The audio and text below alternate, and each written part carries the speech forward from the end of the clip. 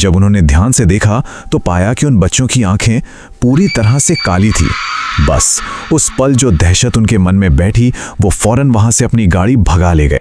कुछ राज जानते हैं ऐसे होते हैं जो हमें बेचैन कर देते हैं, सोने नहीं देते। पर जरा सोचिए, क्या हो अगर वही राज खुद चलकर आपके दरवाजे पर आ जाए। एक ऐसा राज जिसकी आंखें सिर्फ और सिर्फ अंधेरे से बनी हों। तो चलिए इस खौफ की जड़ तक चलते हैं, समझते हैं उस पहले पल को जब डर पहली बार दरवाजे पर दस्तक देता है। सोचिए जरा, दरवाजा खुलता है और सामने दो छोटे छोटे बच्चे खड़े हैं, मदद मांग रहे हैं। लेकिन जैसे ही कोई उनके चेहरे को गौर से देखता है उसका खून जैसे जम जाता है। क्यों? क्योंकि उनकी आंखों में न कोई सफेदी है, न कोई पुतली, बस गहरा डरावना एकदम स्याह अंधेरा।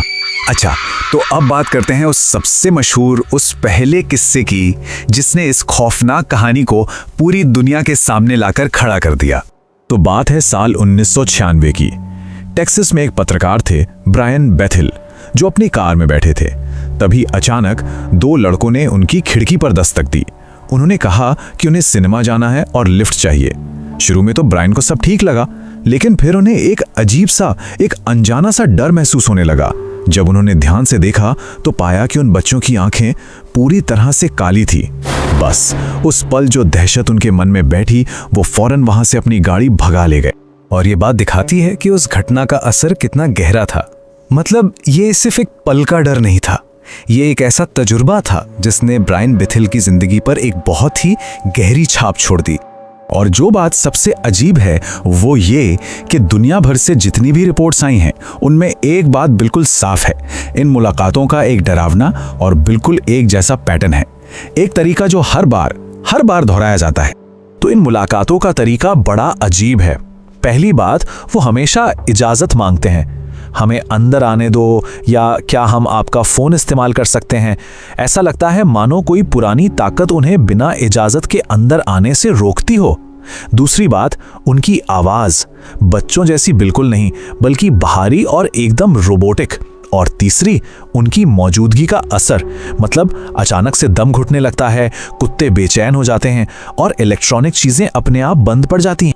हाँ, तो एक ज़रूरी बात यह भी है कि उनका दिखना सिर्फ डरावना नहीं है। कई लोग तो ये भी मानते हैं कि ये एक बुरा शगुन है, आने वाले किसी बड़े दुर्भाग्य का संकेत। और ये सब हमें उस सबसे बड़े सवाल पर ले आता है, आखिर ये काली आंखों वाले बच्चे हैं कौन? और यहीं से कई अलग अलग थियरी सामने आती हैं। तो यहाँ पर मोटे तौर पर दो तरह की सोच है।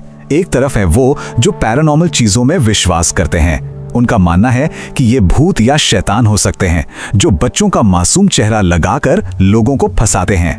और दूसरी तरफ है साइंटिफिक सोच जो इसे मास हिस्टेरिया कहती है। मतलब ये दिमाग का एक वहम है जो कहानियों और इंटरनेट के जरिए एक से दूसरे तक फैलता है। और भी कई थ्योरीज हैं, जैसे कि ये भटकती हुई आत्माएं हैं या फिर एलियंस हैं जो ठीक से इंसानी रूप नहीं ले पाए। पर सवाल तो वही का वही है ना, कि अगर ये सिर्फ एक धोखा है तो हजारों लोग बिल्कुल एक जैसी चीज कैसे देख सकते हैं? तो अब हम इस पूरी कहानी के अंत की तरफ बढ़ रहे हैं और ये कहानी घूम फिरकर वापस उसी एक एहसास पर आ जाती है, वो बेचैन कर देने वाला एहसास जिसे हम कहते हैं अनजाने का खौफ। इन काली आंखों वाले बच्चों की असलियत जो भी हो, एक बात तो पक्की है, कभी कभी जब अंधेरा पलट कर देखता है ना, तो जरूरी नहीं कि वो हमेशा मासूम ही हो।